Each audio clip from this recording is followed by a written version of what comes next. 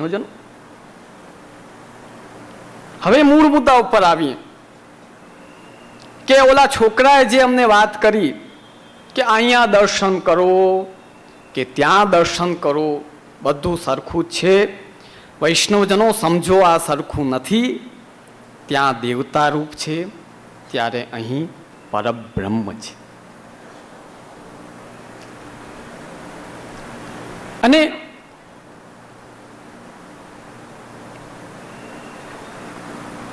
જ્યારે ભગવાન સ્વધામ પધારવા માટે આપ નિર્ણય કર્યો, ઉદ્ધવજીને બહુ દુઃખ થયું. આપ ન જાઓ પ્રભુ, આપ ન જાઓ, હું કેમ રહીશ?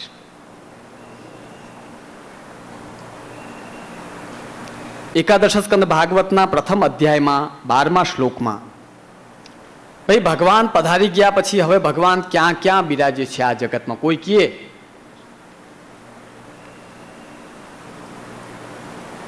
તો સ્વમૂર્ત્યા લોક લાવણ્ય, મૂર્તિ સ્વરૂપમાં ભગવાન વિરાજમાન છે. આ સંસારમાંથી ભગવાન ભલે સ્વધામ પધારી ગયા, પણ આપ અમુક જગ્યાએ વિરાજમાન છે. તો એ કઈ મૂર્તિ? શું દેવતા રૂપ મૂર્તિમાં વિરાજમાન છે? નહીં. એ પરબ્રહ્મ કે જે સ્વધામ સુધાર્યા, એ જ્યારે તમે પ્રેમાત્મક ભક્તિ કરો, એ મૂર્તિમાં આપ બિરાજે. અને સ્વમૂર્ત્યા લોક લાવણ્ય નિર્મુક્ત્યા, ધ્યાન દેજો.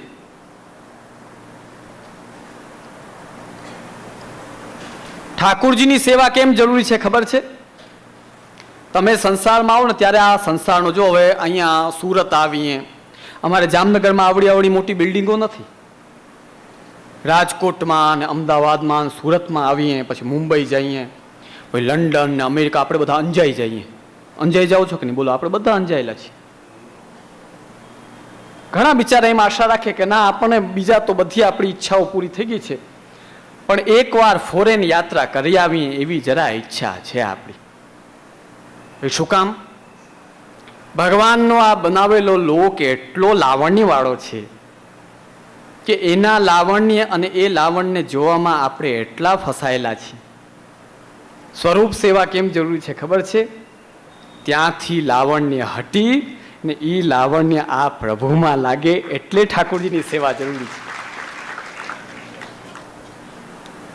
ભગવાન મૂર્તિ રૂપમાં સેવા કેમ કરાવે છે ખબર છે? સ્વરૂપ રૂપમાં સેવા કેમ કરાવે છે? લોક લાવણ્યની મુક્તિ થાય અને એ લાવણ્ય આપણા પ્રભુમાં જોડાય. એટલે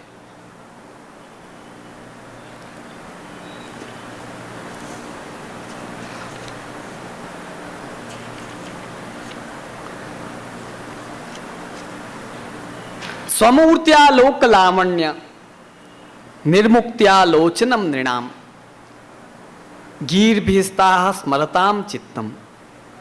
અને અંદરની શુદ્ધતા કઈ રીતે કરે? આપશ્રીની વાણીનું સ્મરણ કરો, ભાગવત વાંચો, ભગવદ્ ગીતા વાંચો, એમાં ભગવાન રહેલા છે.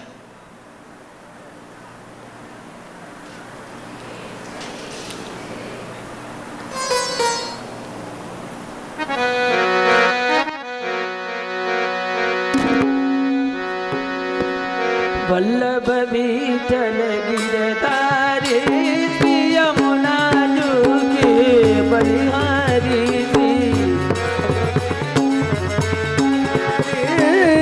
યમુના જોગી બલિહારી યમુના જોગી બલિહારી યમુના જોગી બલિહારી વલ્લભ વિઠ્ઠલ ગિરધારે યમુના જોગે બલિહારી શ્રી વલ્લભ વિઠ્ઠલ ગિરિધારી શ્રી યમુના જોગી બલિહારી યમુના જોગી બલિહારી શ્રી વલ્લભ વિઠ્ઠલ હરી યમુના જોગી બલિહારી યમુના જોગી બલિહારી શ્રી યમુના જોગી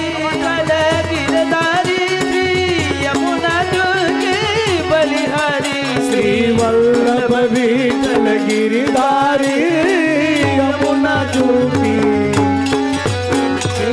वल्लभ विठल गिरिधारी यमुना झूकी यमुना झूकी यमुना झूकी बलिहारी श्री वल्लभाधीश की जय।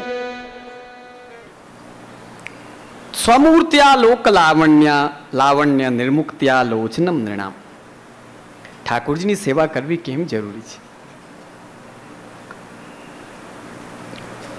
પ્રભુમાં આપણું મન લાગે તો લોક લાવણ્ય છૂટે.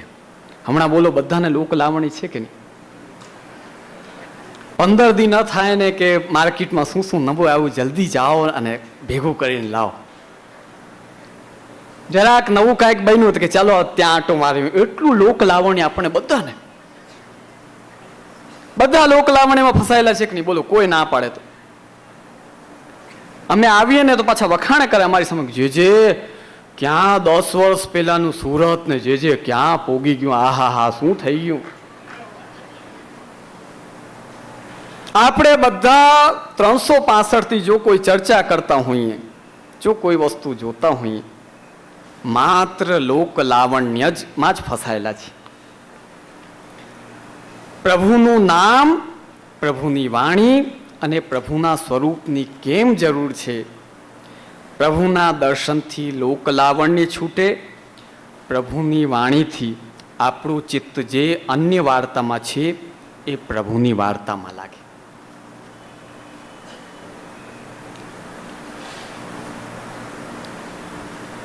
તો શાસ્ત્રોમાં ભેદ દ્રષ્ટિથી કરેલો યજન જે કે દેવતાઓનો થાય છે તે જોજો. અન્ય મંદિરોમાં જ્યાં જ્યાં મર્યાદા મંદિરોમાં કૃષ્ણ છે, representative of God Krishna. Representative એટલે પ્રતિનિધિ. ત્યાં પ્રતિનિધિ રૂપમાં છે, વિભૂતિ રૂપમાં છે. શ્રી ગોસાઈજીએ ભક્તિ અંશ ગ્રંથમાં વ્યવસ્થિત વિભાગ કર્યા છે. ઘણા વૈષ્ણવ કહે ને કે ભાઈ ભાગવત તો આપણા પુષ્ટિમાર્ગી બાલકે ઘણીવાર વાંચે છે, પુષ્ટિમાર્ગી શાસ્ત્રીજીએ વાંચે છે, અને રમેશભાઈ ઓઝા પણ વાંચે છે, અને ફલાણા શાસ્ત્રીજીએ વાંચે છે, મર્યાદા માર્ગીએ વાંચે છે, તો ભાગવત તો જો ને એમાં શું છે? એવું ઘણા પ્રશ્ન કરે. પણ ભાઈ તમે વાંચો છો કેમ? તમે સાંભળો છો કેમ? કોને પ્રાપ્ત કરવા માટે આ કરી રહ્યા છો?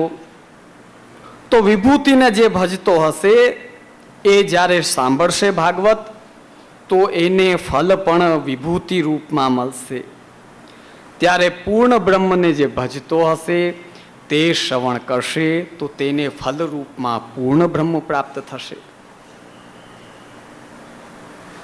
પુષ્ટિમાર્ગીના મુખથી સાંભળશો ભાગવત તો એ ભાગવત તમને પૂર્ણ પુરુષોત્તમની પ્રાપ્તિ રૂપ ફલ આપશે.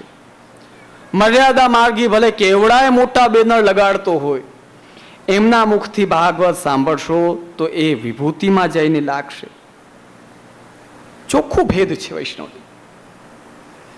એટલે જ્યાં ભાગવતો એટલે આપણા તો વૈષ્ણવ ભાવના ભીના એટલે એટલા અને એટલા કૃપાળુ, બધા ઉપર કૃપા દ્રષ્ટિ વૈષ્ણવ. આને સાંભળી લઉં ને ઓલાને સાંભળી લઉં ને આને ત્યાં જઈ આવું ને આ દેવતાને રાજી કરી દઉં, કોઈને નારાજ ન કરે. બિચારા એટલા સીધા આપણા વૈષ્ણવ.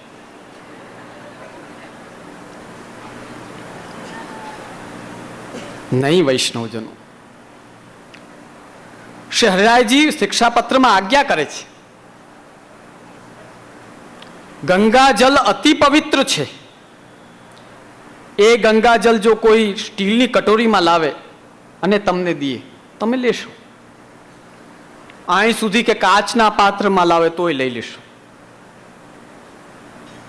પ્લાસ્ટિકના પાત્રમાં લાવીને દેશો તો ચલો કશું વાંધો નહીં, લઈ લઈએ. ચામડાના પાત્રમાં લઈને આવે ને કે લ્યો તો તમે તરત ના પાડશો કે ભાઈ અમે ચામડાના પાત્રમાં નહીં લઈએ.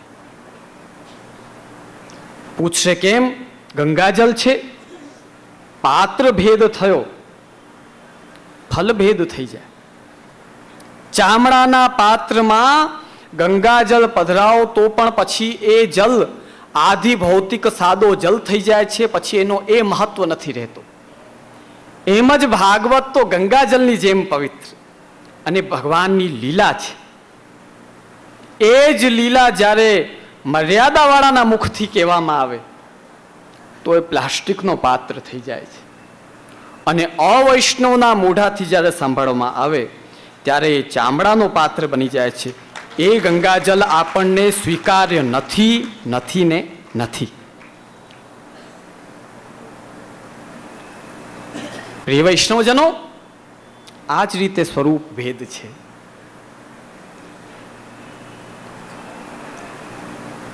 ત્યાં જે સ્વરૂપ છે એ વિભૂતિ રૂપ છે, અહીં જે સ્વરૂપ છે એ સાક્ષાત પરબ્રહ્મ પૂર્ણ પુરુષોત્તમ છે.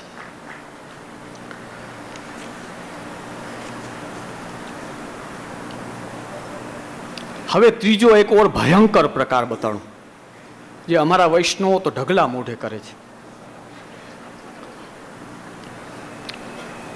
મર્યાદા પ્રકારમાં નથી જવું. ઘરે મેળામાંથી એક મંદિર લાવે લાકડાનો, એમાં શ્રીનાથજી બાવા, મહાપ્રભુજી, રામદલ માતાજી, ચામુંડા માતાજી, સિંદૂરવાળા ગણપતિજી અને અમારા ભાગ ઉઘાડ્યો એટલે બ્રહ્મસંબંધ લઈને અમારો ફોટો ત્યાં જ મૂકે. બોલો,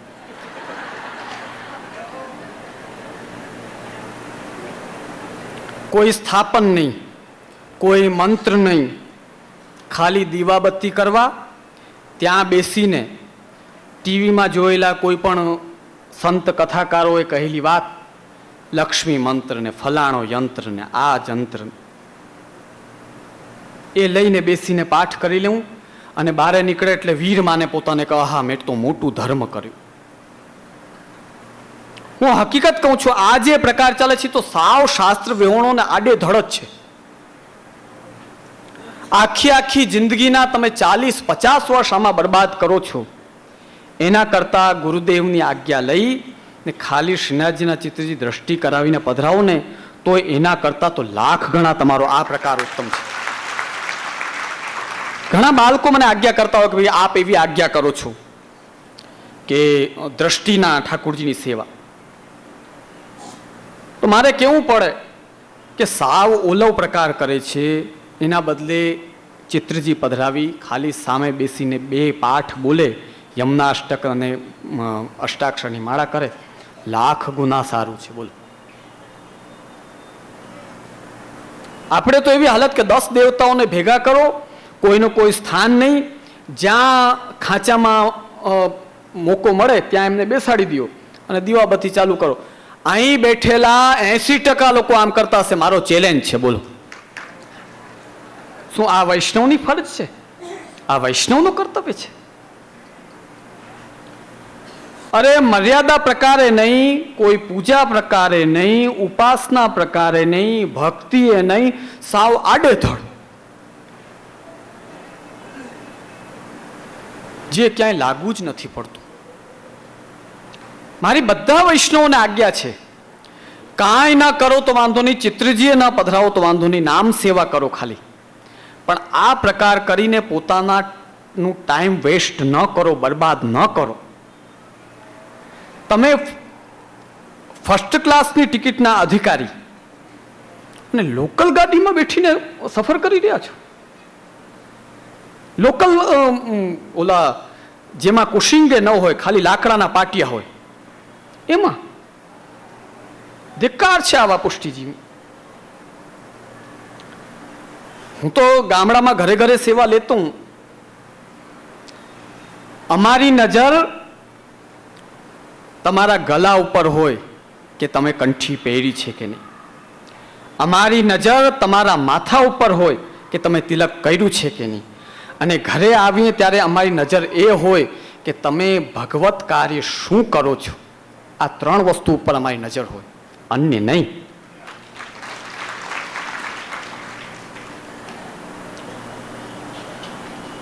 અમે તો ગામડામાં ઘરે ઘરે આ જોતા હોઈએ. પછી અમે એક નિર્ણય કરી નાખ્યો, ભાઈ અમને જો ઘરે પધરાવો છે ને તો આને ઢાંકી દો, કમથી કમ જોઈને જીવ તો ન બળે અમારું. કઈ પ્રકાર જ નથી, કોઈ ક્રમ જ નથી.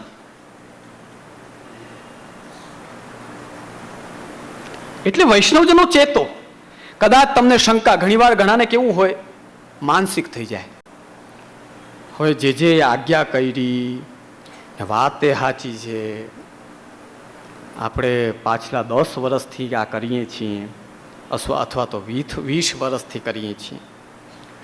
પાછા તમને પાડોશી સલાહ દેવા આવે કે આપણે આપણા દીકરાને શું ઘરથી બહાર કાઢી દઈએ? દીકરો દીપડો બની જાય, દીકરો જો દીપડો બની જાય તો શું એને ઘરથી બહાર કાઢીએ? દીકરાને નથી કાઢતો તો આ દેવી દેવતાનો શું દોષ, એને થોડી કઢાય? આવી સલાહ દેવા. ઓલા કાંઈ લેતા નથી, તમે જે દિયો છો એ આડેધડ છે, ત્યાં કોઈ સ્થાપન થયું નથી, પછી તમે આવા માનસિક રીતે સંશયમાં શું કામ પડો છો? ફિર ભી જો સંશય હોય તો તમને ઈલાજ બતાવીએ કે તમારા જે બ્રાહ્મણ ગોર હોય એને બોલાવો, એ અક્ષત નાખીને આખો મંદિર પધરાવી જાય. તમને કોઈ પ્રકારનો દોષ, દેવ દોષ કે કોઈ પ્રકારના દોષ નહીં લાગે. એ અમારી જવાબદારી, તમે ચિંતા ન કરો. પણ આવો ભયંકર આડેધડ પ્રકાર એ પુષ્ટિ માર્ગી વૈષ્ણવને ન શોભે. મર્યાદા માર્ગવાળા કરે તો ભલે કરે. આ આખો સ્વરૂપ સેવાનો પ્રકાર જે આપણો બતાવવામાં આવ્યો છે તે આ સમસ્ત સંસારનો ઉત્તમોત્તમ પ્રકાર છે. પછી ભલે તમે મિશ્રી ભોગ ધરો. ઘણા લોકો અમારા આચાર્યો જ મિશ્રી ભોગનો વિરોધ કરે. મહાપ્રભુજીએ કેદી મિશ્રીના ઠાકુરજી પધરાવ્યા? 84 વૈષ્ણવ, 252 વૈષ્ણવ કેદી મિશ્રીની સેવા કરી? તમે તો આવડે કે ન આવડે, જેવા તેવા જલથી, જેવી તેવી રીતે. હવે અમે એક વૈષ્ણવને મુંબઈમાં આજ્ઞા કરી કે પેન્ટ પહેરીને સેવા નહીં કરવાની. હવે ધોતી પહેરતા એને આવડે નહીં, એટલે એને વચલો ઇલાજ કાઢ્યો, ઓલો અડધિયો ન હોય એ પહેર્યો. બેલ બોટમ કે ને તમારે, બરમુડો કે ને, બરમુડો.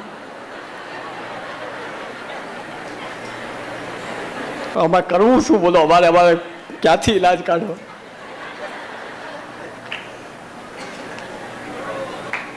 અમે ગયા, અમે જઈને પૂછ્યું, મેં કહું આ શું, કેમ તું આમ કરે? જે આપે પેન્ટની ના પાડી છે મને.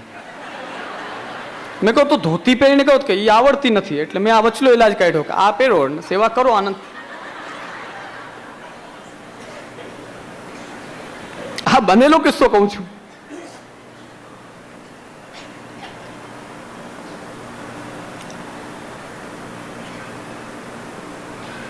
તો વિધિસર કરો. ઘણા લોકો કહે તું જેમ આવે એમ કર, તને ફલ પ્રાપ્ત થશે. નહીં, જેટલું બને એટલું ઉત્તમ પ્રકારે કરો. આપણી સેવાને એટલી સસ્તી શું કામ બનાવો છો તમે? રામદેવજીના યોગાસનોના ક્લાસ હોય તો તમે 4:30 વાગે જાગી, નાહી ધોઈ કમ્પ્લીટ થઈ ને એમાં જઈ ને 3 કલાક બેસશો. અને અમે તમને કહીએ કે નોકરીમાં જવું છે તો 5 વાગ્યામાં ઉઠીને સેવા કરો, તો કે એ ન થાય અમારાથી. એનો મતલબ તમે સેવાને સામાન્ય માનો છો અને યોગને એટલું ઉત્તમ માનો છો.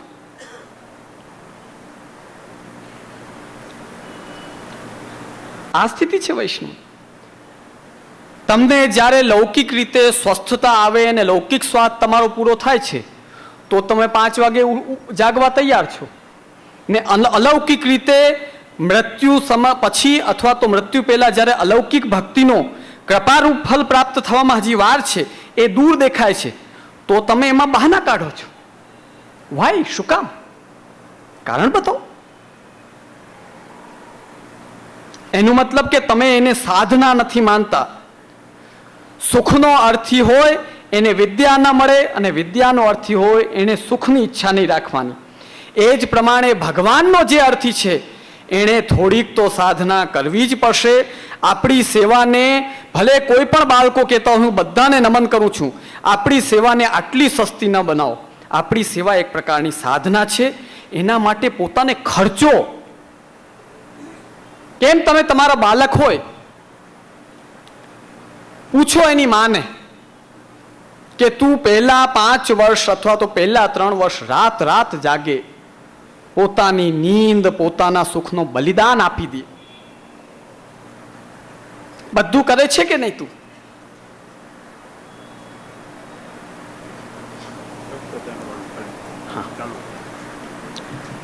કરે છે કે નહીં માં?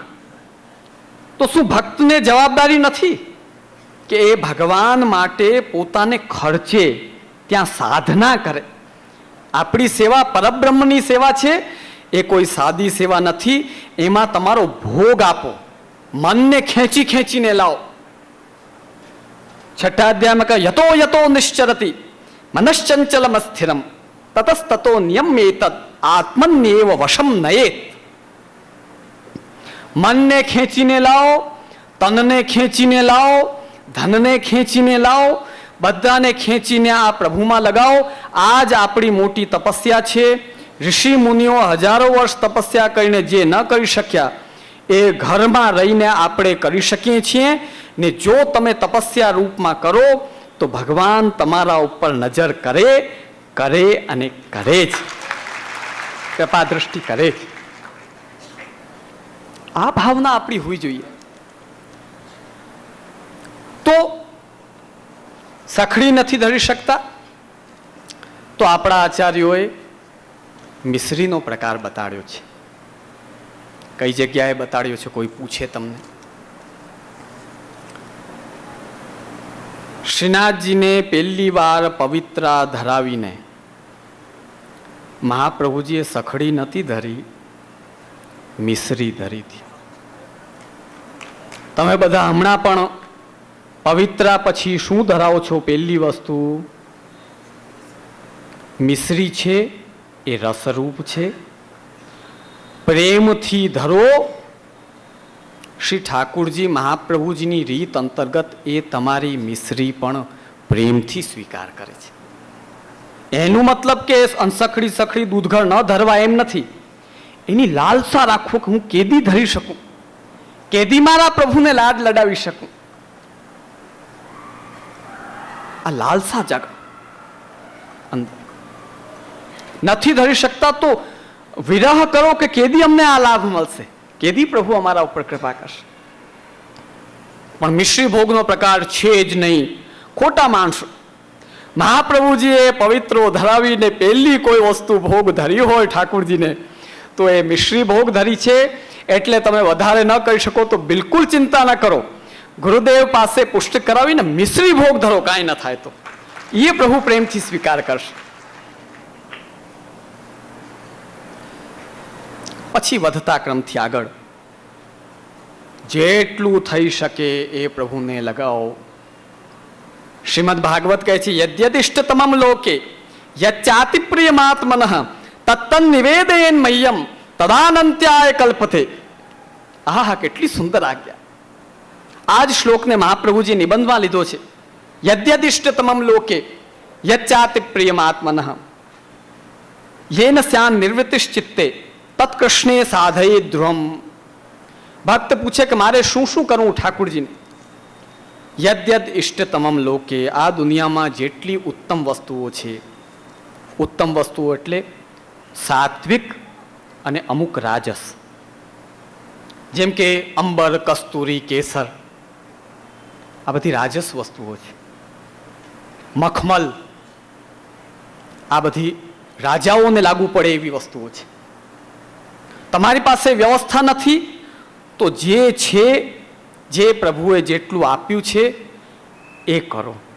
જો વ્યવસ્થા છે તો અતિ ઉત્તમ વસ્તુઓ લાવો અને પ્રભુના ચરણમાં સમર્પિત કરો.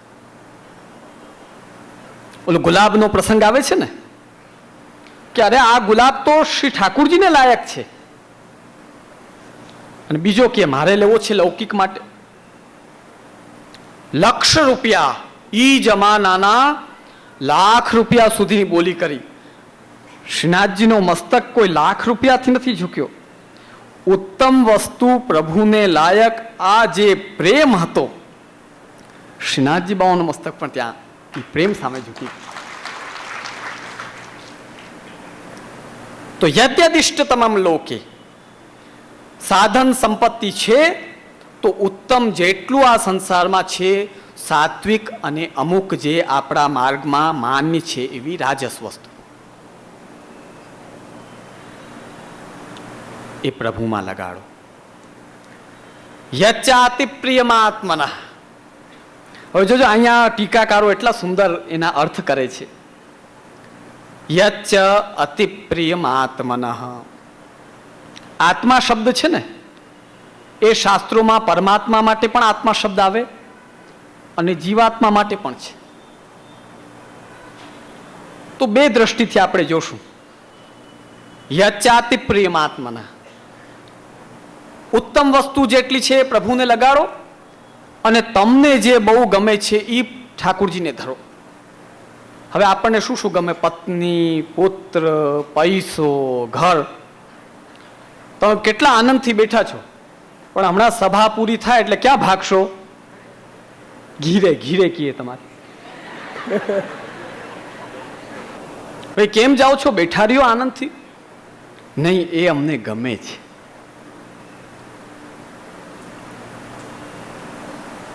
તો પત્ની, પુત્ર, ઘર બધાને ઠાકુરજીમાં લગાડો.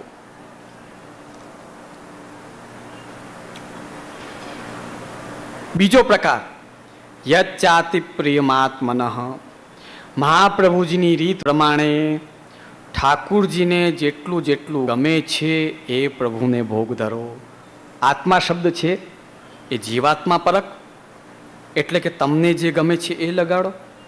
એ જ આત્મા શબ્દને જ્યારે પરમાત્મા પરક કરીએ તો મનમેળે ભોગ ન ધરો. ઠાકુરજીને જે ગમે છે, જે રીતમાં છે તે પ્રભુને ભોગ ધરો. આનું મતલબ યચ્ચાતિ પ્રિયમાત્મનઃ.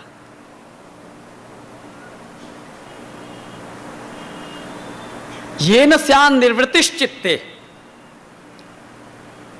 જે આપણે લઈએ અને ચિત્તમાં શાંતિ થાય. નિવૃત્તિ એટલે શાંતિ. એટલે જોજો, જેટલી જેટલી વ્યસનની વસ્તુઓ છે એ ઠાકુરજીને ક્યારે ભોગ નથી આવતી. મારે તો બનેલો કિસ્સો કહું છું. કંડોરણા પાસેના જ ગામમાં, મથુરભાઈ અહીંયા બેઠા છે અમારે, કંડોરણા પાસેના જ ગામમાં એક જગ્યાએ અમે ગયા અને એક વૈષ્ણવ ત્યાં મંગલ ભોગ ધરવા ગયા. એટલે સામગ્રી દૂધ અને ગ્લાસમાં બાજુમાં ચા.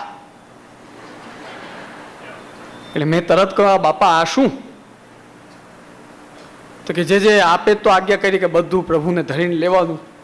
મને ચાનો બંધાણ છે એટલે એ ઠાકુરજીને ધરીને લઉં છું. બાપા આમ ના કરાય, પ્રસાદી દૂધ લઈને ભલે પછી તમે એમાં કરી લ્યો, ઠાકુરજીને ચા ન આવે. યેન સ્યાન નિવૃત્તિશ્ચિત્તે. જે લેવાથી ચિત્ત શાંત બને. ભગવદ્ ગીતા બતાડે છે, રસ્યાહ સ્નિગ્ધાહ સ્થિરાહ હૃદ્યાહ આહારાહ સાત્વિક પ્રિયાહ. ઘી, સુંદર સુંદર સામગ્રીઓ, આ બધાના ભોગતા આપણા પ્રભુ છે.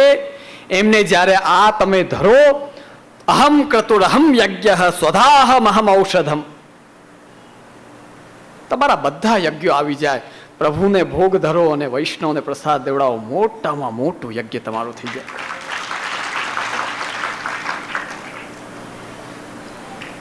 યેન સ્યાન નિવૃત્તિશ્ચિત્તે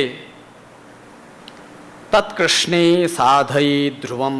મહાપ્રભુજી આજ્ઞા કરે છે, નિશ્ચિતપણે આ ત્રણ પ્રકાર, ઇષ્ટતમ, અતિ પ્રિય અને શાંતિ આનંદ દેવાવાળું જેટલું છે એ બધું આપણા ઠાકુરજીને અંગીકાર કરાવો. નિબંધમાં પણ મહાપ્રભુજી આજ્ઞા કરે છે, અલંકુર્વીત સપ્રેમ વસ્ત્રૈર આભરણૈરપી.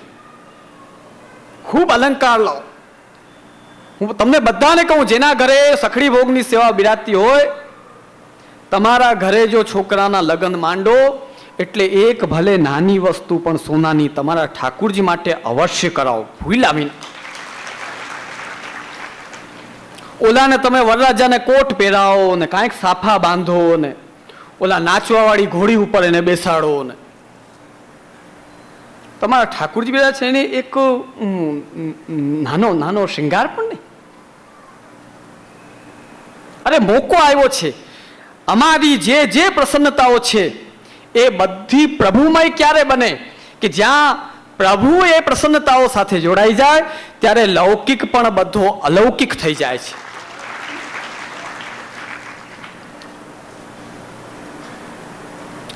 આગળ નથી વધી રહ્યું, શું કરું હું, બોલો.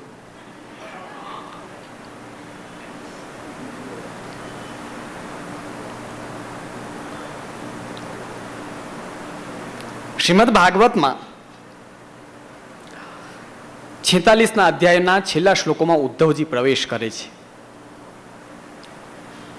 વ્રજભક્તોની ખબર લેવા માટે, કેમ છે બધા. ત્યાં કેટલું સુંદર વર્ણન આવે છે.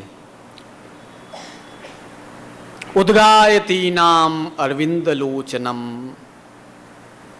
વ્રજાંગનાનામ દિવમસ્પૃશધ્વનિ દધ્નશ્ચ નિર્મંથન શબ્દ મિશ્રિતો ધીરસ્ય તે યેન દિશામ મંગલમ.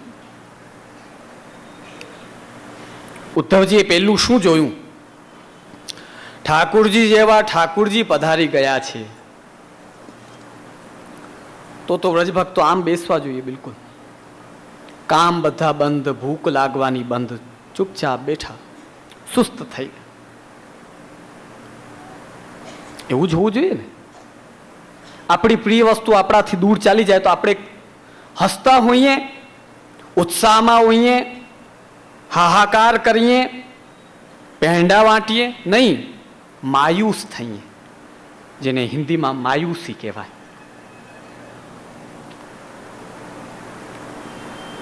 ઉદ્ધવજી શું જુએ છે? ઉદ્ગાયતીનામ અરવિંદ લોચનમ વ્રજાંગનાનામ દિવમસ્પૃશધ્વનિ. વ્રજાંગનાઓ દધિમંથન કરી રહી છે. દધિમંથન એટલે લૌકિક કામ છે એક દ્રષ્ટિએ જુઓ તો. વલોણું કરો, માખણ કાઢો, તાવો, ઘી કાઢો અને ખાઓ. એટલે જ આપણે કઈ કરીએ ને કઈ. આ તો લૌકિક કાર્ય છે. આશ્ચર્ય થયું કે જે ગોપિકાઓના ભગવાને આટલા વર્ણન કર્યા એ ગોપિકાઓ તો દધિમંથન કરી રહી છે, એમને કઈ ફરક જ નથી. દધ્નશ્ચ નિર્મંથન શબ્દ મિશ્રિતો. પણ તરત બીજી મિનિટે એક વસ્તુ સાંભળી, ભાઈ એ દધિમંથન કરતા કરતા કોને ગાય છે? જો સુખ હોત ગોપાલે ગાય. બોલ.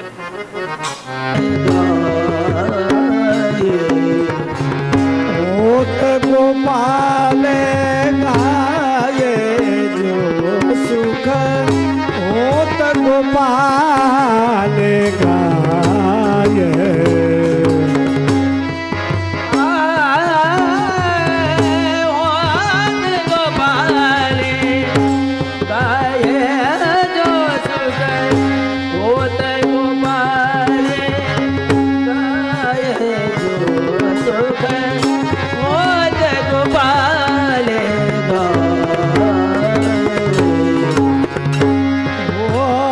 ગોપાલે ગાય જો સુખ હોત ગોપાલે ગાય.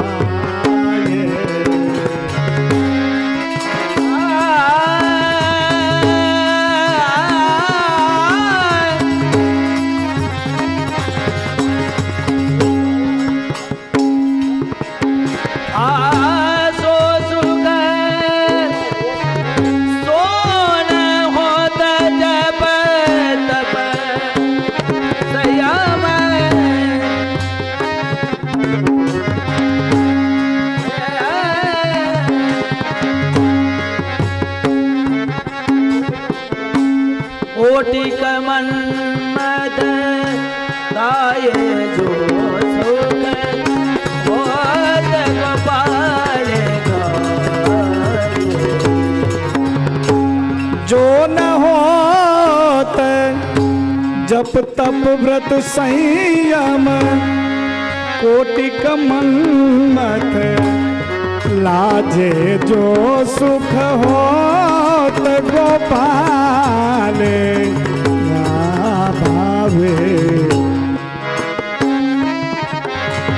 હોત ગોપાલ ગાય જો સુખ હોત ગોપાલ હોત ગોપાલ હોત ગોપાલ ગાય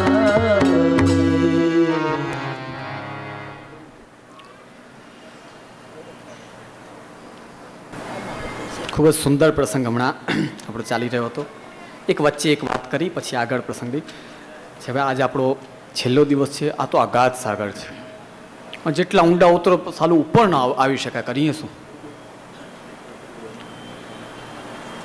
શ્રી ઠાકોરજીની કૃપાથી આપણા 3 દિવસના સત્ર સાથે ગીતાજીમાં ભક્તનું એક સ્વરૂપ બતાવ્યો છે, સર્વભૂત હિતે રતાહ. મારા ભક્તોનો સ્વભાવ કેવો હોય છે કે પ્રાણી માત્રનું સારું કરે. તો આપણા ઉત્સવ સમિતિના મનોરથીઓ દ્વારા તેમજ આપણા સોશિયલ ગ્રુપ દ્વારા અહીં નીચે જ રક્તદાન શિબિરનું એક વિશિષ્ટ સામાજિક આયોજન કરવામાં આવ્યું છે. જો તમારી પાસે શુગર વિનાનું રક્ત હોય, જો કે જીવનમાં, મનમાં, હૃદયમાં અને રક્તમાં મીઠાશ જરૂરી તો છે, પણ આ ડાયાબિટીસ વાળી મીઠાશ છે ને એ જરૂરી નથી. તો જેની પાસે શુગર વિનાનું રક્ત હોય અને રક્તદાન કર્યા પછી ચક્કર કે ફેર ન ચડતા હોય, 3 મહિના પહેલા ન આપ્યું હોય રક્ત, તો તમે આનંદથી ખુશીથી રક્તદાન કરો. અમારી બધા વૈષ્ણવની આજ્ઞા છે, આનંદપૂર્વક રક્તદાન કરો. આ એક અતિ ઉત્તમ અને માનવ સેવાનું કાર્ય છે જે વૈષ્ણવે અવશ્ય કરવું જોઈએ.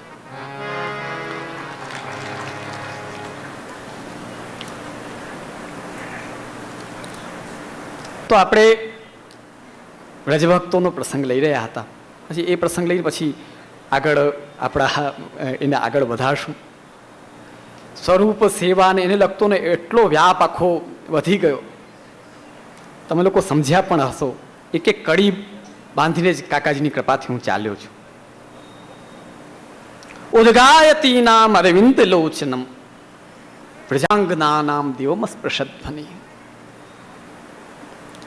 લૌકિક કાર્યો તમે કરતા હો, તમારા પગમાં પગરખા ન હોય, શારીરિક રીતે આપણે અશુદ્ધિમાં ન હોઈએ, તો તમે ગ્રહ કાર્ય કરતા કરતા પણ ધોળ પદ આદિ ગાઈ શકો, એમાં કઈ વાંધો નહીં. અરે વ્રજભક્તો ભગવાન જેવા વ્રજના નિધિ, વ્રજનો ભંડાર એવા પ્રભુ પધારી ગયા, છતાં પણ એમનું જીવન કયા આધારે ચાલતું હતું ખબર છે?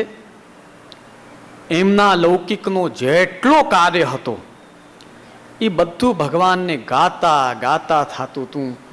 એટલે એ ભગવદમય હતી. પ્રભુ મથુરા પધારી ગયા છતાં પણ એક ક્ષણ પણ ઠાકુરજીથી વ્રજની ગોપિકાઓ ક્યારેય દૂર રહી નથી. બોલ. ઉદગાયતી નામ અરવિંદ લોચનમ વ્રજાંગના નામ દિવમસ્પૃશધ્વનિ.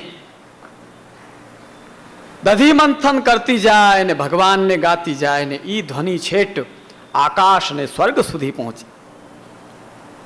અરે ઈ ધ્વનિ કેવી છે? લૌકિક કાર્ય સાથે થઈ રહી છે છતાં પણ દિશાઓના અમંગલોને દૂર કરનારી એ ધ્વનિ, આવા વ્રજભક્તોના દર્શન કર્યા, ઉદ્ધવજીના સર્વે સંશયો દૂર ભાગી ગયા. તમને પણ બધાને એ જ કહેશું, લૌકિકમાં છો પણ તે લૌકિકને અલૌકિક સાથે જોડી દો. એટલે જ આપણામાં નિયમ જોજો, કોઈ નવી દુકાન કે નવું શોરૂમ કરે એટલે તરત આપણા વૈષ્ણવ, એના મિત્રો હોય, બધા ભેગા થાય, કાં હવે તો મનોરથ કરશો ને. એ કાંઈ તમારા ખર્ચા કરાવવા માટે નથી વૈષ્ણવજનો. તમે જે જે વસ્તુ કરી રહ્યા છો તેને ઠાકુરજી સાથે જોડવાનો આમાં મૂળ રહસ્ય છે. એ જ્યારે એના સાથે જોડાઈ જાય છે ત્યારે એમાં માયાનો અંશ રહેતો નથી, અને માયા નથી રહેતી તો તમે માયાના ચક્કરમાં પડતા નથી. આ એના પાછળનું ભેદ છે. હવે એક દિવસ ક્યાંક મનોરથમાં જઈને પ્રસાદ લઈ લ્યો તો કઈ આખી જિંદગી થોડી કોઈની નીકળી જાય છે, કે કોઈ એક જણો એક જણાનું પેટ ભરી દે છે. નહીં, કોઈને કઈ પ્રસાદનો એવો લાલચ નથી. મૂળ વસ્તુ એ છે કે ઠાકુરજી આરોગે, વૈષ્ણવ પ્રસાદ લે. આ અલૌકિકત્વ આવતા વેત તમારું જે લૌકિક છે તે સીધું અલૌકિક બની જાય છે.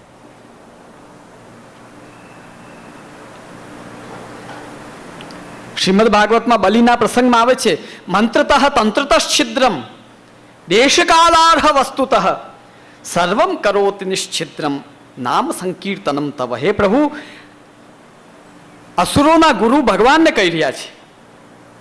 પહેલા ભગવાન આવીને જ્યારે દાન માંગ્યું તો રોકે છે કે ભાઈ આ વિષ્ણુ છે, એ તારું બધું હણી જશે, કંઈ આપણે દાન નથી દેવું.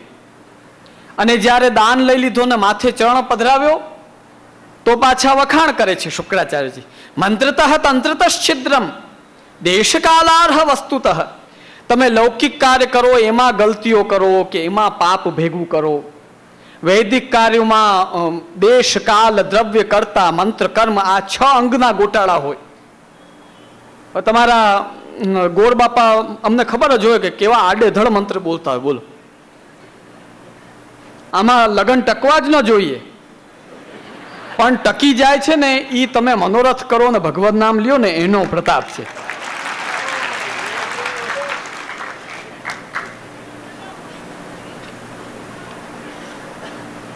લગભગ ગોટાળા જ હોય. યસ્ય જ્ઞાન દયા સિંધો લગા ધક્કા સો ગીરપડા.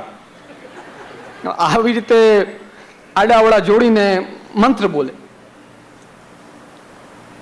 ભગવત નામ લ્યો છો, ભગવત સંકીર્તન કરો છો, એની જ તાકાત છે કે આપણા લૌકિક છીંડા, વૈદિક છીંડા એ બધાને પૂરવાનું કામ જો કોઈ કરે છે તો રાસ કીર્તન, ભગવત નામ, ભગવત પ્રસાદ.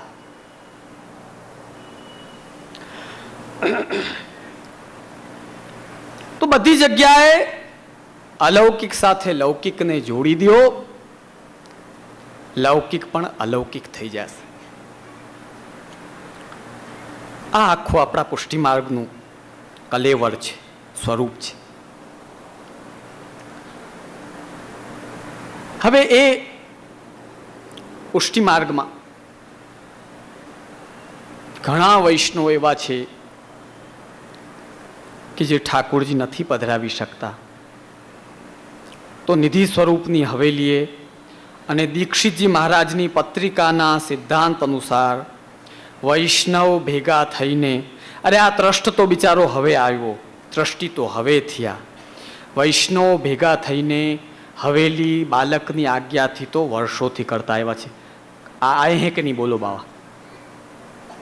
આ દેશમાં ઓછામાં ઓછી 550 થી 600 હવેલીઓ તો એવી હશે કે જે વૈષ્ણવ ગોસ્વામી બાલકની આજ્ઞાના અંતર્ગત પુષ્ટિ પ્રભુને પધરાવીને, જે એવા સામાન્ય ભક્તજનો છે કે જે નથી કરી શકતા એમને પણ ભક્તિનો લાભ મળે તે માટે એ હવેલીઓનું નિર્માણ કરી ને ત્યાં દર્શન, ધોળપદ, કીર્તન આદિનો લાભ આજ લાખો વૈષ્ણવો દેશ વિદેશમાં લઈ રહ્યા છે. અને મંદિરની સેવાથી પણ આસક્તિ થાય છે.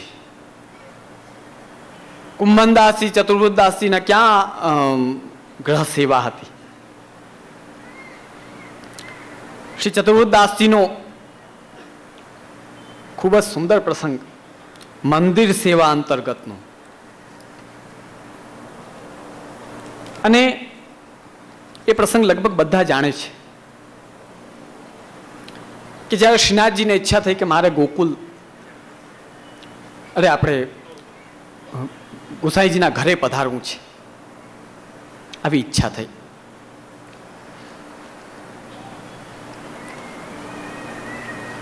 અને શ્રી ગિરધરજીએ મનોરથ કર્યો કે આપ પધારો. હવે જોજો, સર્વોદ્ધારક પ્રકારથી તો શ્રીનાથજી ત્યાં ગિરિરાજજી ઉપર બિરાજતા હતા. રોજ મંગળાએ થતા, બધો પ્રકાર થતો હતો.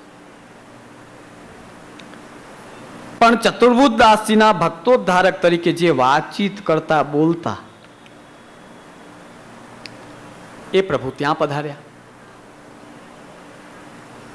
મંદિરમાં વિરાજમાન છે એ સર્વોદ્ધારક, ભક્તના ઘરે વિરાજમાન છે એ ભક્તોદ્ધારક. હવે ચતુર્બુદ્ધદાસજી વાટ જોતા રહીએ, વાટ જોતા, હવે પધારો પધારો. મને ધ્યાન છે ત્યાં સુધી વાર્તા પ્રસંગમાં 15 દિન કો ઉલ્લેખ, 15 દિવસ બિરાજે એવો શાયદ ઉલ્લેખ વાર્તાજીમાં આવે છે. આપ લોકોને કોઈને ધ્યાનમાં હોય તો કહેજો. મને ધ્યાન છે ત્યાં સુધી 15 દિવસનો સમય, 15 કે 20 દિવસનો સમય આપ ત્યાં બિરાજ્યા. અને ચતુર્બુદ્ધદાસજી અહીં તડપે શ્રીનાથજી વિના. આ ગ્રહ સેવાના ઠાકુરજી નહીં હો, મંદિરના ઠાકુરજીની તડપણ હતી. તમે ઘણી વાર દોડી દોડીને જાઓ ને, જે જે જે જે કરો ને ટેરો આવી જાય, થાય ને એવું. શ્રી ગોકુલનાથજી અને આપણા પૂર્વાચાર્યો આજ્ઞા કરે છે, ટેરાનો એક સ્વરૂપ માયાનો સ્વરૂપ બતાવ્યો છે. માયાનું કામ શું કે ઠાકુરજીના દર્શન થતા હોય ને ત્યાં આડી આવે. બીજો સ્વરૂપ એક અલૌકિક સ્વરૂપ એનું બતાવ્યું છે કે જે પ્રભુની અમુક લીલાઓના દર્શન કરવાના અધિકારી ન હોય એ સ્વરૂપથી વ્રજભક્ત રૂપ થઈને ટેરો આડો આવી જાય. આમાં તમારો રાઈટ નહીં. જેટલું અધિકાર છે એટલું કરો. હવે બાય આપણે વ્યક્તિગત જીવનમાં એવા હોઈએ, બોલો, કે કોને કેટલા સુધી આપણે એને પાસે રાખવો એ નિર્ણય આપણે કરતા હોઈએ. તો ચતુર્બુદ્ધદાસજીને અતિ તાલ આવેલી, ક્યારે પ્રભુ પ્રાપ્ત થશે, ક્યારે મળશે.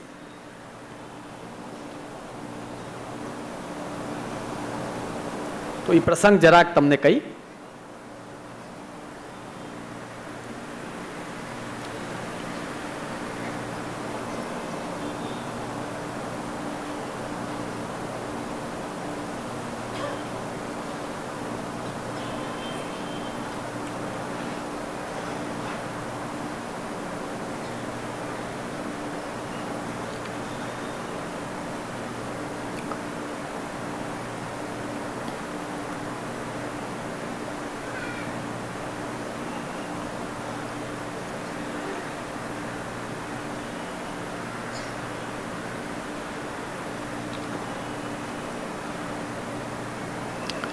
જ્યારે શ્રીનાથજી ગોસાઈજીને ત્યાં પધાર્યા,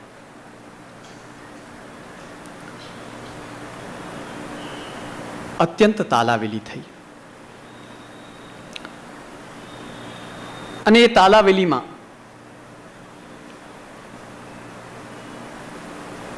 ચતુર્બુદ્ધદાસજીએ પદ ગાયું છે.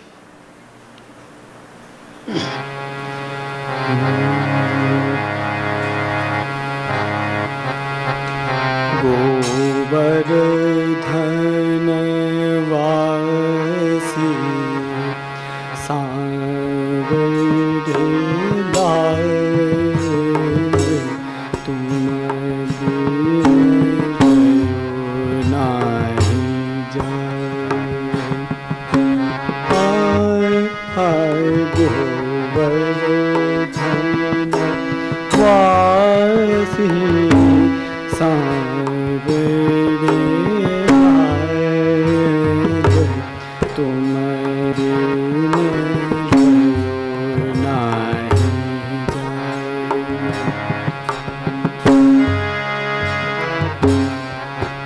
बंकर चिते मूस काये लाल सुंदर बदन दिखाए गोवर्धन वासी सागरे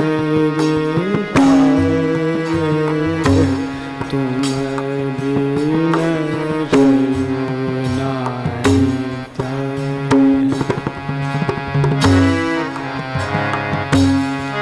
लोचन तल फेरे मीन ज्योला पल छीन कल्प विहार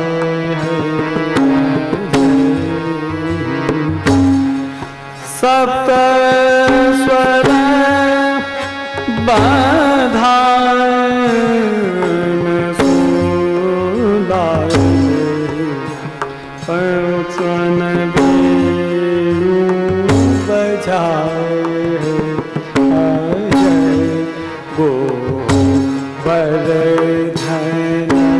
वासी सागरे तुम नाई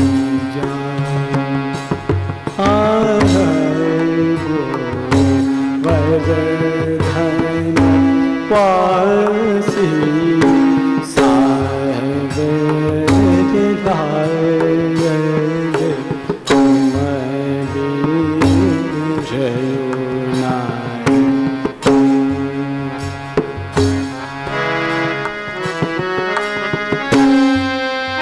कोटि कमंथ वारले लाल देखत डगमगी चाले युवती जनम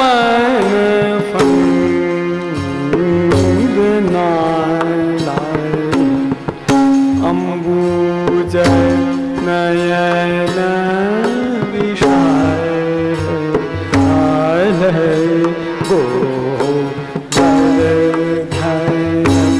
वासी सागरे लाल तुम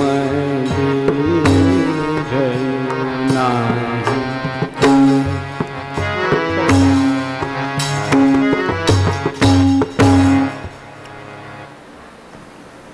आ रीते मंदिर सेवा विभाग में आसक्ति ए छे, प्रेम छे अने व्यसन पण छे। ठाकुरजी एटली कृपा करे छे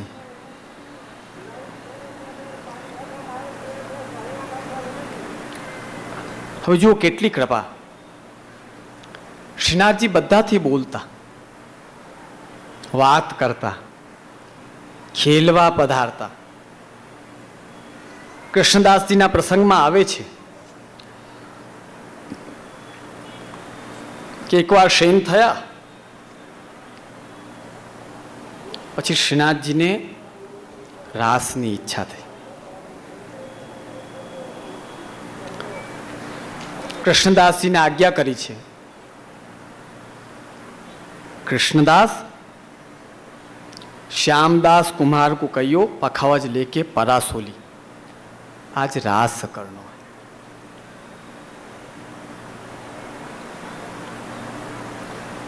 तबला छे के नथी? तबला तबला छे, मळावी राखो।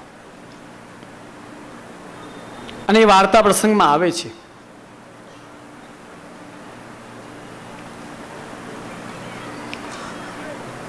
सर्व वस्तुनो संधान करवामां आव्युं। संधान एटले पखावज,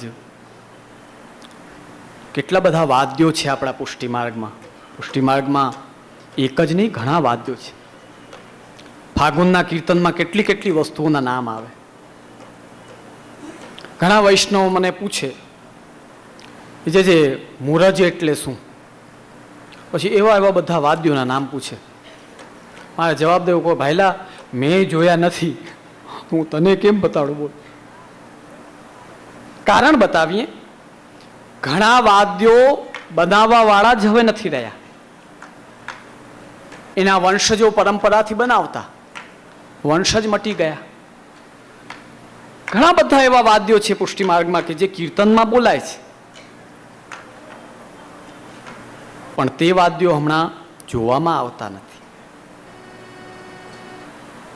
ઘણી ઘણી સંસ્કૃતિઓ જેમ વાવાઝોડા, ભૂકંપ, પછી બાઢ, સારી સારી સંસ્કૃતિઓ કે જે હતી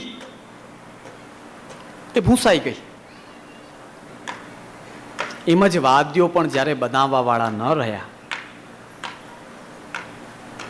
એ સમયે શ્રી મહાપ્રભુજી ગુસાઈજી વખતે એ બધા જ વાદ્યો ઠાકુરજી સન્મુખ વાગતા. વાદ્યો કોણ છે ખબર છે? ગંધર્વોનું સ્વરૂપ છે. ગંધર્વોનું કામ છે કાયમી ગાતા રહેવું. જલભેદ ગ્રંથમાં મહાપ્રભુજી આજ્ઞા કરે છે, ગંધર્વાહ ઇતિ વિશ્રુતાહ, ગાયકાહ કૂપસંકાશાહ, ગંધર્વાહ ઇતિ વિશ્રુતાહ. તો ગંધર્વોનું કામ છે હાથ જોડી કાયમી ભગવાનના ગુણગાન ગાતા રહેવું.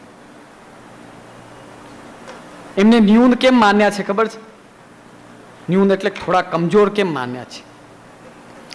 દેહ મળ્યો છે તો સેવા નથી કરી શકતા, ગુણગાન ખાલી ગાઈ શકે છે.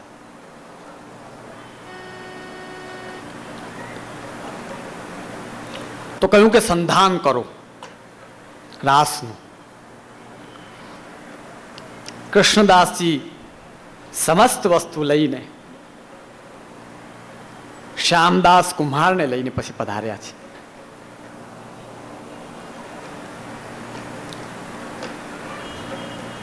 અને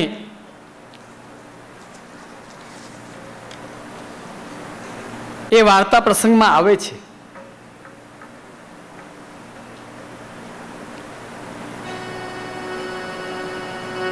ક્યારે પ્રહરો બધા નીકળી ગયા ખબર જ ન પડી.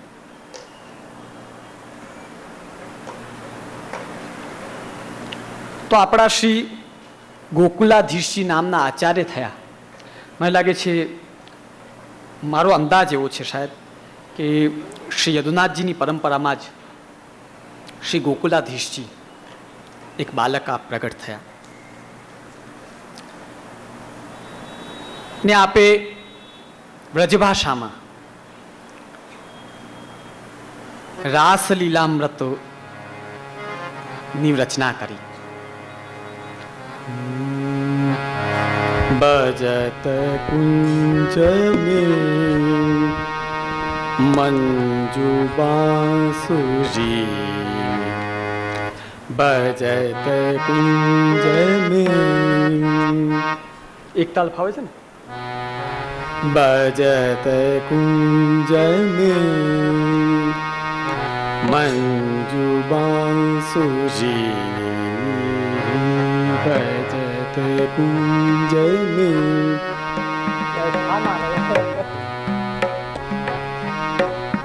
ધીમી એમાં. બજત કુંજ મેં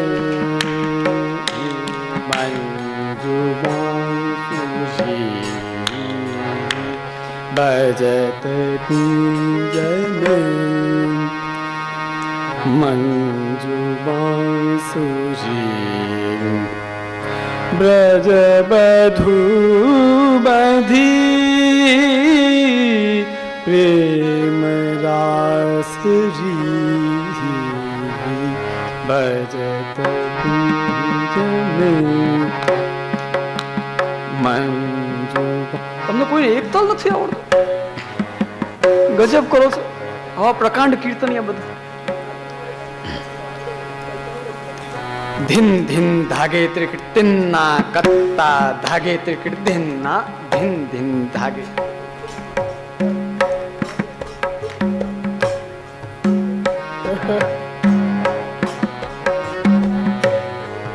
બસ બરાબર છે.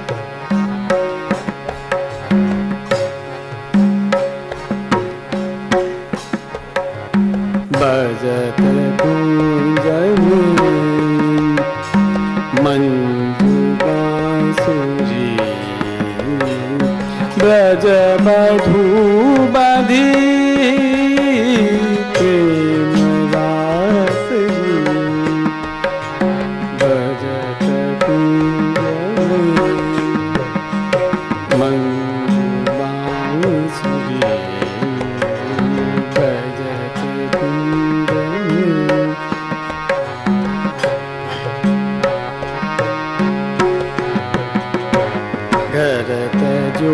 गही कृष्ण पास जी शरद चंद की नो जास जी भजत कुंज में मंजू बांसुरी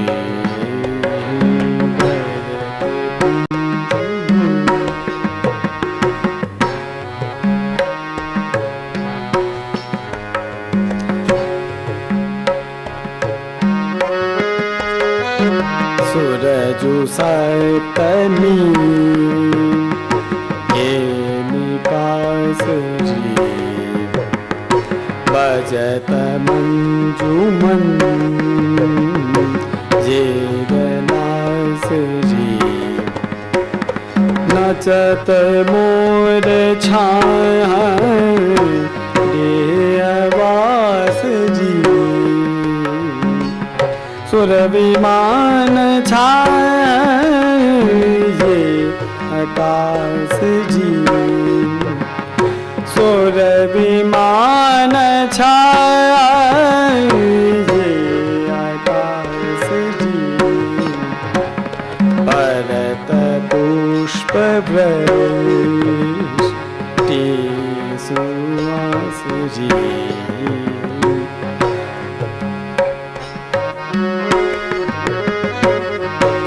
गई तबे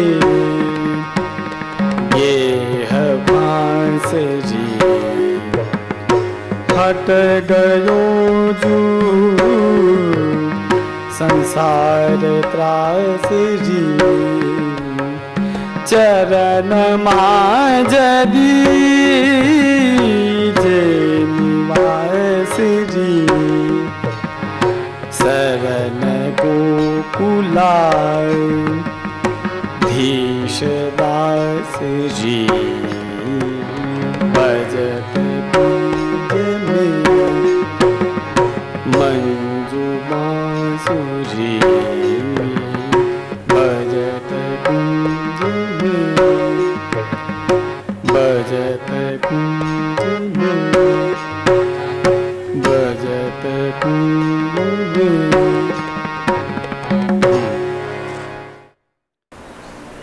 તો પ્રિયજનો, કહેવાનો તાત્પર્ય આનંદપૂર્વક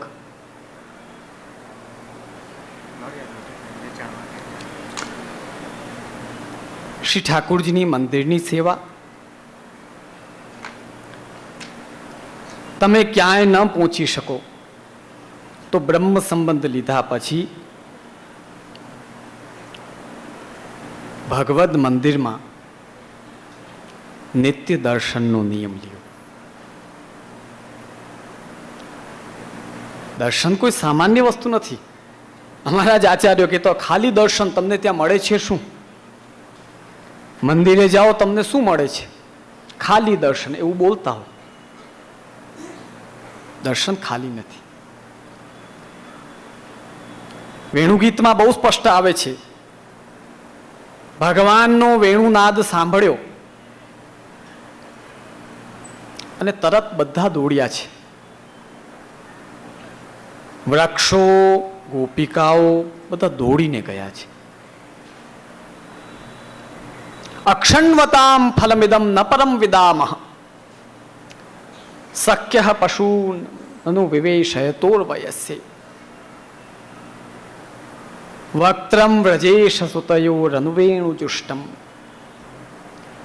યૈર્વા નિપીત મનુરક્ત કટાક્ષ મોક્ષમ. અરે જેમને ભગવાને આંખો આપી છે, અક્ષણવતામ ફલમિદમ ન પરમ વિદામઃ, જેને જેને ભગવાને આંખો આપી છે એણે ભગવાનની દુનિયા જોઈ હશે, દેવી દેવતાઓને જોયા હશે, બધું કર્યા પછી પણ એમનો એ સમય, એ દર્શન બધા વ્યર્થ છે, બેકાર છે. અક્ષણવતામ ફલમિદમ ન પરમ વિદામઃ.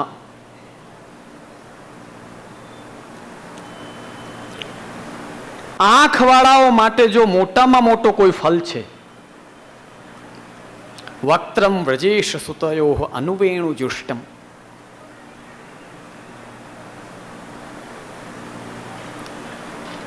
ભગવાન શ્રી કૃષ્ણના મુખારવિંદના દર્શન, પૂર્ણ પુરુષોત્તમ સ્વરૂપના મુખારવિંદના દર્શન, વક્ત્ર એટલે મુખારવિંદ, વેણુયુક્ત મુખારવિંદના દર્શન જે જીવાત્માએ કરી લીધા છે તેની આંખોને તો આ પરમ ફલ પ્રાપ્ત થઈ ગયું છે.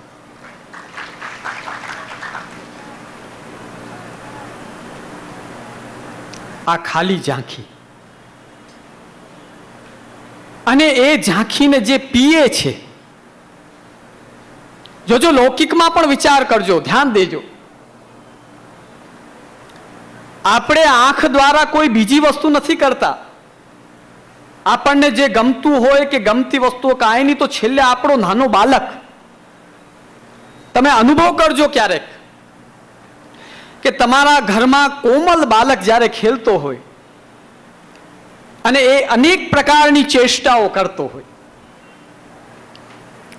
તો આપણે ખાલી એને જોતા નથી, એની એ ચેષ્ટાઓને પીએ છીએ, આંખ દ્વારા અંદર એનું પાન કરીએ છીએ.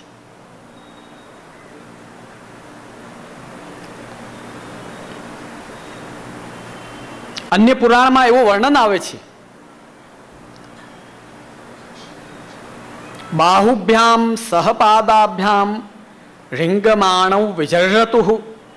નંદરાયજીએ કેવા કૃષ્ણના દર્શન કર્યા? હાથ અને ઘૂંટણીએ ચાલી રહ્યા છે. બાલકૃષ્ણના, શ્રી બાલકૃષ્ણ પ્રભુના દર્શન કર્યા. અન્ય પુરાણમાં આવે છે કે એ જ્યારે ભગવાનની બાલ લીલાના નંદરાયજીએ દર્શન કર્યા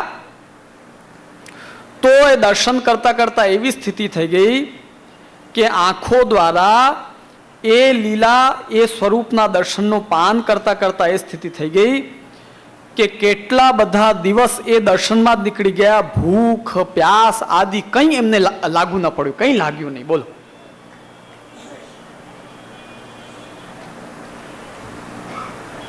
તો પ્રભુના દર્શન પણ કરવાવાળા ત્રણ પ્રકારના હોય છે. જોજો, ધ્યાન દેજો.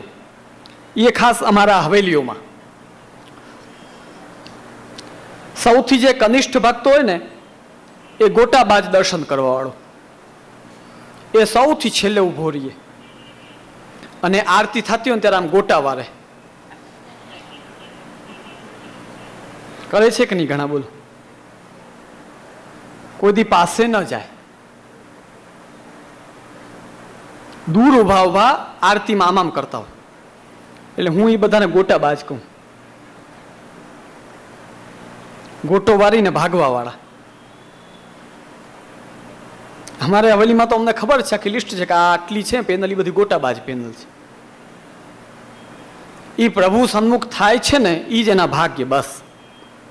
તો હોય ભક્તમાં કનિષ્ઠ ભક્ત પણ હોય, કઈ ઉત્તમ જ પેદા થઈને આવે, કોઈ ઉત્તમ પેદા થઈને આવ્યો છે? બધા અભણ જ હતા, અજ્ઞાની જ હતા. આ સંસારમાં આવ્યા ત્યારે બધું જ્ઞાન થયું, જ્ઞાન થઈને પછી ચાલાકી આવી, પછી ફ્રોડ કરવા લાગ્યા, અને પછી કાંઈક નવું કરવા લાગ્યા. કોઈ એમને જ્ઞાની થઈને થોડી આવ્યો છે.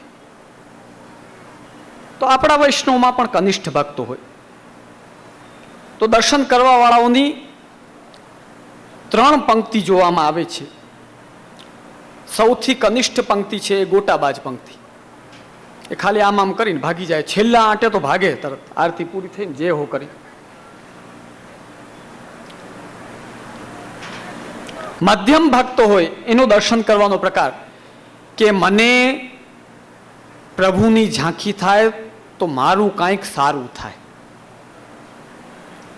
મારામાં ભક્તિ વધે. યાની ઝાંખી કરવા પાછળ ભાવના શું કે મારા ધર્મની વૃદ્ધિ થાય. આ મધ્યમ ઝાંખી કરવા વાળો. ઉત્તમ ઝાંખી કરવા વાળો કેને કહેવાય? શ્રી હરિરાય મહાપ્રભુ આપ હરિરાય વાંગ મુક્તાવલીમાં દર્શનનો પ્રકાર બતાડે છે. દર્શન ખુલે, પ્રભુના દર્શન થાય એટલે પહેલી નજર આપણી ચરણારવિંદ ઉપર. જોજો, ધ્યાન દેજો, આડાવડા ન જુઓ, સાંભળો. આપણે દાસ છીએ, દાસની દ્રષ્ટિ ક્યાં હોય? પહેલી ચરણ ઉપર. દર્શનની વિધિ શીખો. દર્શન કેમ કરાય? આપણા ઠાકુરજી એકલા કાંઈ દેવતા નથી કે જાનકીજી સાથે ને ફલાણ સાથે આવીને બસ જાનકીજી લક્ષ્મણજી સાથે આવીને બિરાજી ગયા છે, આ 3ને જોઈ લીધા એટલે ઓહો, નહીં. પુષ્ટિ માર્ગમાં ધ્યાન પણ છે, સ્મરણ પણ છે, દર્શન પણ છે, પણ એની વિધિ કોઈને આવડતી નથી ને અમે શીખવાડી નથી. હું તો જો સ્પષ્ટ વક્તા છું. અરે જે સેવા નથી કરી શકતો તેને ધ્યાન વિધિ શીખાડો, જપ વિધિ શીખવાડો. તું આ કર, તને આ નથી આવડતું તો આ કર. સેવા નથી કરતો તો ભાગી જા. નહીં, નેવર. બધી વિધિઓ છે આપણામાં. યોગ પણ છે, ધ્યાન પણ છે, જપ પણ છે, પણ બધા પુષ્ટિ માર્ગી છે, અન્ય માર્ગી નહીં. તો ભગવત દર્શન કેમ કરવા? પુષ્ટિ પુરુષોત્તમના દર્શન કેમ કરવા? જ્યારે ઝાંખી થાય એટલે પહેલી દ્રષ્ટિ આપણી ચરણારવિંદ ઉપર. આ અમારું સ્થાન છે, અહીં રહીને અમારે સેવા કરવાની છે.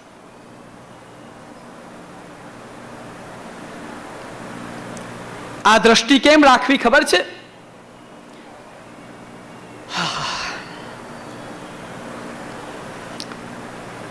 એટલા બધા રહસ્યો છે. રાસ પંચાધ્યાયના પહેલા અધ્યાયમાં શ્રીર્યત પદાંબુજરજેશ ચકમે તુલસ્યા લબ્ધ્વાપી વક્ષસી પદમ કિલ પ્રત્યજુષ્ટમ યસ્યાહ સ્વવીક્ષણ કૃતેન્ય સુરપ્રયાસઃ તદ્વદ વયમ ચ તવ પાદ રજઃ પ્રપન્નાઃ. આહા, શું વાત છે! શું ભાગવતના શ્લોકો છે! શું આનંદ છે! એ સાગરમાં હિલોરા લ્યો તો પછી ગમે એની દુનિયા.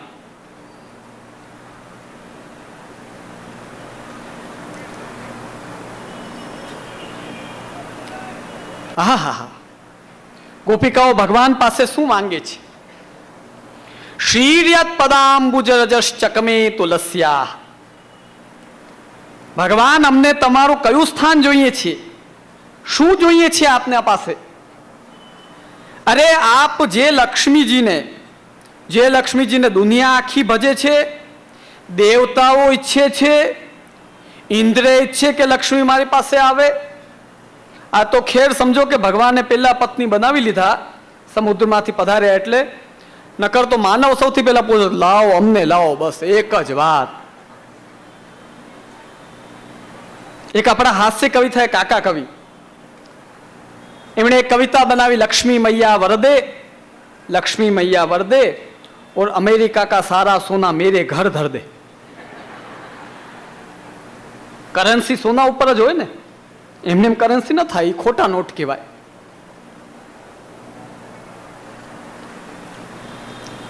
શીર્યત પદાંબુજરજશ ચકમે તુલસ્યા લબ્ધ્વાપી વક્ષસી પદમ કિલ પ્રત્યજુષ્ટમ. હે ભગવાન, અમને ઈ સ્થાન આપો કે જે લક્ષ્મીજીને તમે વક્ષસ્થળ ઉપર બેસાડ્યા છે, અરે ભગવાનના વક્ષસ્થળનું સ્થાન પ્રાપ્ત કર્યા પછી પણ લક્ષ્મીજીની નજર ભગવાનના ચરણમાં હોય છે. કિલ ભૃત્યુજુષ્ટમ, ભૃત્ય એટલે દાસ. એ જે સ્થાનનું સેવન કરે, ભગવાનના વક્ષસ્થળ ઉપર વિરાજમાન લક્ષ્મીજી પણ ત્યાં નજર રાખી છે કે આ સ્થાન મન મળે. યસ્યાહ સ્વવીક્ષણ કૃતેન્ય સુર પ્રયાસ, અન્ય સુર એટલે દેવતાઓ, એમનો પણ એવો પ્રયાસ હોય કે લક્ષ્મીજી મળે નહીં તો વાંધો નહીં, ખાલી નજર કરી લઈએ. આજના બધા જો આજ બધા બેઠા છે ને એમ જ હોય કે આપણે બીજું કાંઈ નહીં, હે ભગવાન ખાલી આપણા આંગણામાંથી લક્ષ્મીજી પસાર થઈ જાય એટલે ઘણું, આ હા કામ થઈ ગયું છે કે નહીં? હું ગલત નથી કહેતો ને? દેવતાઓ જેની તરફ દ્રષ્ટિ રાખે એ લક્ષ્મીજી કે જેને ભગવાને હૃદયમાં બિરાજ્યા આવે છે. તદ્વદ વયમ ચ તવ પાદ રજઃ પ્રપન્ના. ગોપિકાઓ ભગવાનને કહે છે રાસ પંચાધ્યાયના પહેલા અધ્યાયમાં 40મો શ્લોક છે, અમને એ આપો પ્રભુ કે લક્ષ્મીજી જે સ્થાન સામે નજર રાખે છે એ આપના ચરણારવિંદનું સ્થાન અમને પ્રાપ્ત થાઓ, અમને મળો, એ રજ અમને મળે. એટલે જ ચરણ સ્પર્શ કરો ને ત્યારે ઠાકોરજી, ત્યારે આ શ્લોક બોલવું જોઈએ. આ શ્લોક બોલીને ચંપસ કરો ને એટલે ઠાકોરજી તમને કોઈ દી દૂર નહીં કરે, જો કોઈ દી આઘા નહીં જવા દે, જન્મો જન્મ સાચવશે તમને.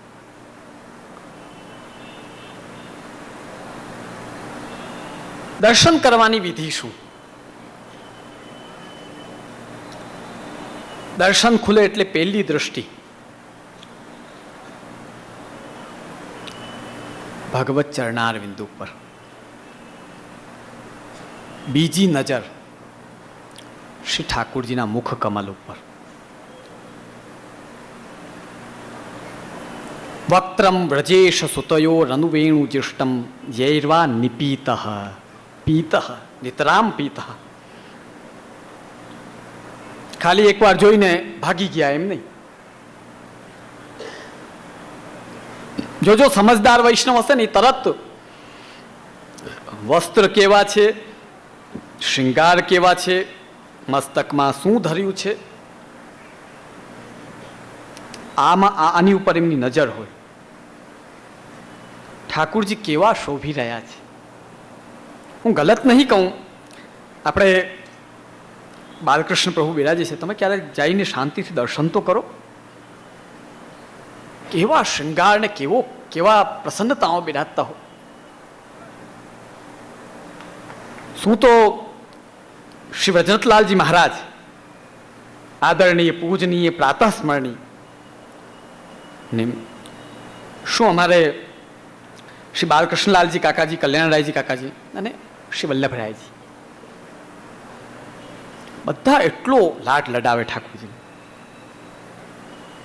પ્રસન્નતામાં પ્રભુ બિરાજતા હોય.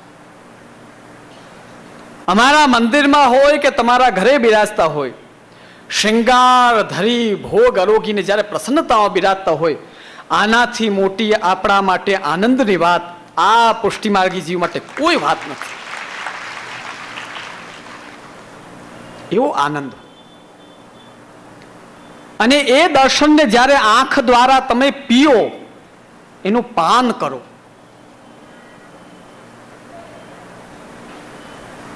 યૈર્વા નિપીત મનુરક્ત કટાક્ષ મોક્ષમ. તો દર્શનની આ વિધિ છે કે પેલા ચરણારવિંદના દર્શન, પછી મુખારવિંદના દર્શન, સંપૂર્ણ શ્રીઅંગના દર્શન, અને પછી લીલા સામગ્રી રૂપ વસ્ત્ર, અલંકાર, ગાદી, સાજ, સિંહાસન.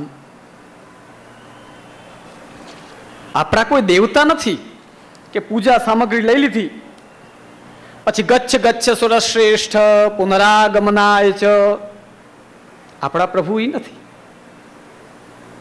આપણા પ્રભુ તો સોશ્રુતે સર્વાન કામાન સહ બ્રહ્મણા વિપશ્ચિતા, પોતે પણ ભોગ ભોગવા વાળા, જીવાત્માને પણ ભોગ આપવા વાળા, પણ એ ભોગ ઠાકુરજીને અંગીકાર કરાવીને પછી એ ભોગ લે, એમને એમ નહીં.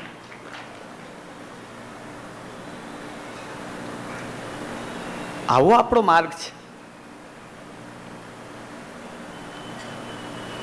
તો એ તો લીલા સામગ્રી સાથે વિરાજમાન છે, એકલા એકલા નથી આપણા પ્રભુ.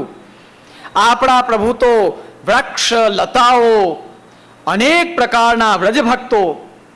શ્રી હરિરાય મહાપ્રભુએ અષ્ટાક્ષર અને પંચાક્ષર જપ કરો ને, મને તો ખબર છે લગભગ વૈષ્ણવ શ્રી કૃષ્ણ શરણમ, શ્રી કૃષ્ણ શરણમ, ફટાફટ માલા પૂરી કરે.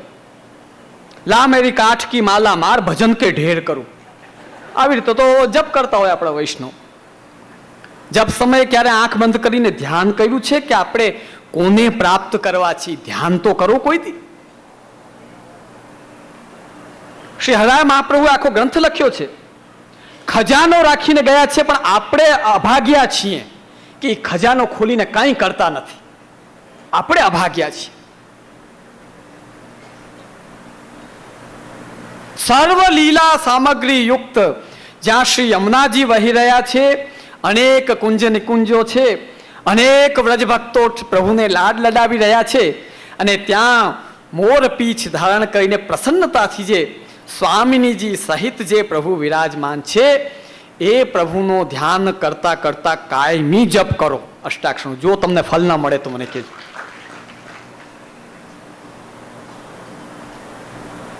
આ શ્રી હરિરાયજી બતાડે છે, આપણે કાંઈ નથી કરતા. આમાંથી કેટલા જણા અષ્ટાક્ષર કરે છે બોલે? અમે હમણાં ક્યાં એક જગ્યાએ ગયા હતા, ત્યાં પૂછ્યું, ખંભાળિયામાં, જામ ખંભાળિયા પ્રવાસ ચાલુ જો એટલે બધે પ્રવચન ને કંઈક ચાલતું એટલે પૂછ્યું. લગભગ 150-200 વૈષ્ણવ બેઠા હતા. એટલે અમે પૂછ્યું કે ભાઈ અષ્ટાક્ષરની માળા કેટલા કરો છો? બધાનું મોઢું નીચું, કોઈ જવાબ ન દઈ શકે.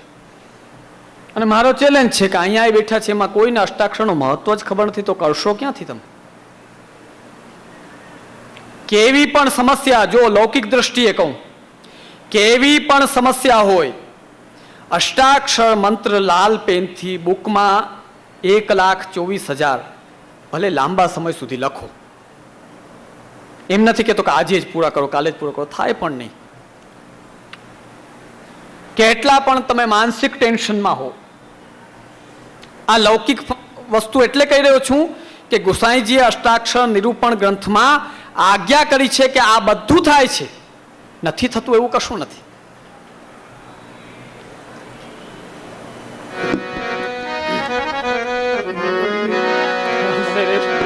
वल्लभ के चरणारविंद, श्री वल्लभ के चरणारविंद, विठल के चरणारविंद, श्री वल्लभ के चरणारविंद, विठल के चरणारविंद, मेरे माथे को सिंगार, श्री वल्लभ के चरणारविंद, माथे को सिंगार, श्री वल्लभ के चरणारविंद, मेरे गले को हार, श्री वल्लभ के चरणारविंद, मेरे गले को हार, श्री वल्लभ के चरणारविंद, वल्लभ के चरणारविंद, विठल के चरणारविंद, मेरो तो आधार, श्री वल्लभ के चरणारविंद, मेरो दो आधार, श्री वल्लभ के चरणारविंद, श्री वल्लभ के चरणारविंद, वल्लभ के चरणारविंद। श्री वल्लभाधीश की जय। वाला वैष्णवो, નીચે ગ્રાઉન્ડ ફ્લોરની અંદર રક્તદાન કેમ્પ ચાલુ જ છે. જે વૈષ્ણવોએ પોતાનું રક્તદાન કરવું હોય તો એ વૈષ્ણવો નીચે જઈ પોતાનું રક્તદાન કરે એવી ખાસ અમારી કમિટી વતી આપ સર્વેની વિનંતી છે. ઉપર તો ખાસ વૈષ્ણવો રક્તદાન કરે એવી વિનંતી.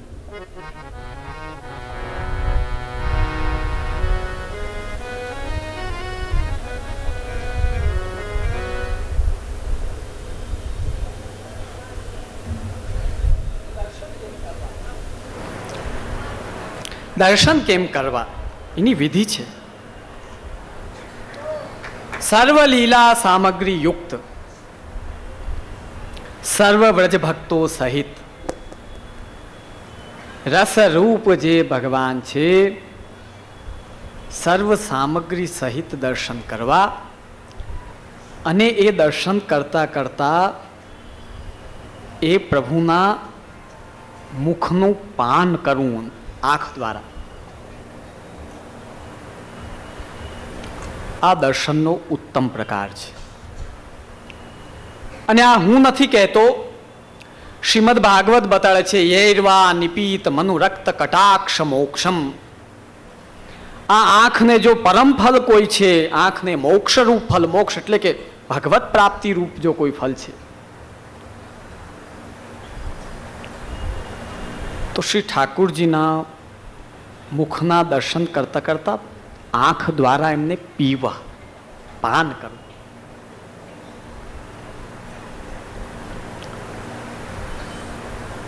તો જે તમને ઊંઠા ભણાવવા વાળા છે, જો કાલનો શબ્દ આવ્યો ઓલા શ્રી હરિરાયજી કહેતા હતા ને,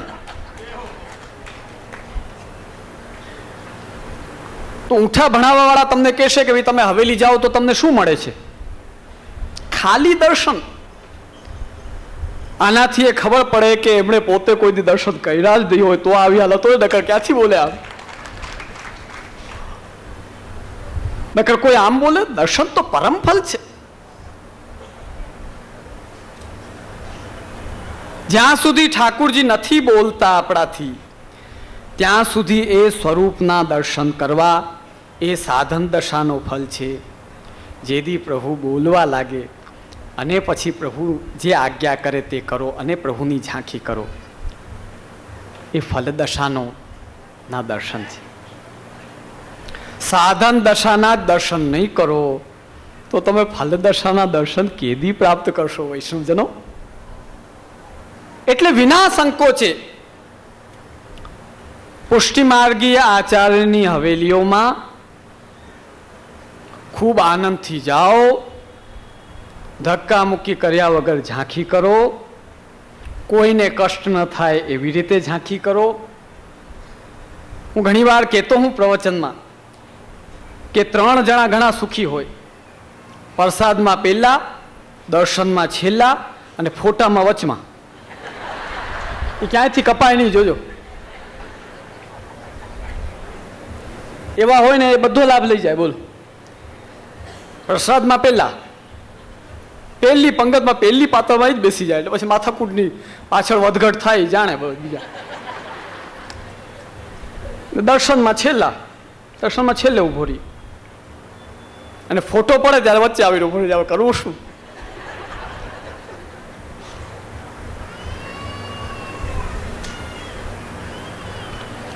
તો સુખપૂર્વક જાઓ અને ઉત્તમ પ્રકારે દર્શન કરો, શાંતિથી દર્શન કરો. પ્રભુના શૃંગાર આદિ બધાને વ્યવસ્થિત ધ્યાનથી દર્શન કરો. જુઓ તો પુષ્ટિમાર્ગી હવેલી મંદિરમાં આદિમાં હવે આ 2 દિવસમાં તો તમે સમજી જ ગયા હશો, કોઈ પ્રકારનો દોષ નથી, શાસ્ત્રોક્ત સત્ય છે. આમાં કોઈ કંઈ કારણ કાઢી શકે એમ નથી. પુષ્ટિમાર્ગી વૈષ્ણવે નિસંકોચ થઈને પુષ્ટિમાર્ગીય ભગવદ મંદિરમાં જઈને સુખપૂર્વક સેવા, ફૂલગળની સેવા, ભંડારની સેવા, બુહારીની સેવા, દર્શનની સેવા, કીર્તનની સેવા, દૂધઘરની સેવા આનંદથી કરો. મહાપ્રભુજીના સિદ્ધાંતમાં રોકટોક નથી. રોકટોક છે તો ઊંઠા ભણાવવા વાળાઓના સિદ્ધાંતમાં છે.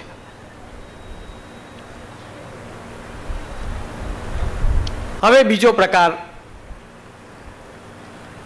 ગ્રહ સેવા વાળાનું, જેની ચર્ચા કાલે આપણે કરી. હવે એક જોરદાર વસ્તુ તમને બતાડું. શ્રીમદ ભાગવત બતાવે છે, હિત્વાત્મપાતમ ગ્રહમંધકૂપમ વનમ ગતો યદ હરિમાશ્રયેત. આ એ સપ્તમ સ્કંદમાં જ છે. પછી સપ્તમ સ્કંદમાં હિરણ્યકશિપુએ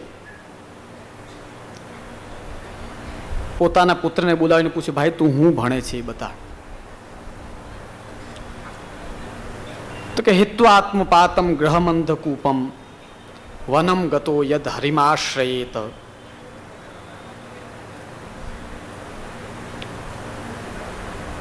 જ્યાં આસુરી વસ્તુઓ ભણવી જોઈએ ત્યાં હિરણ્યકશિપુના દુશ્મન એવા વિષ્ણુ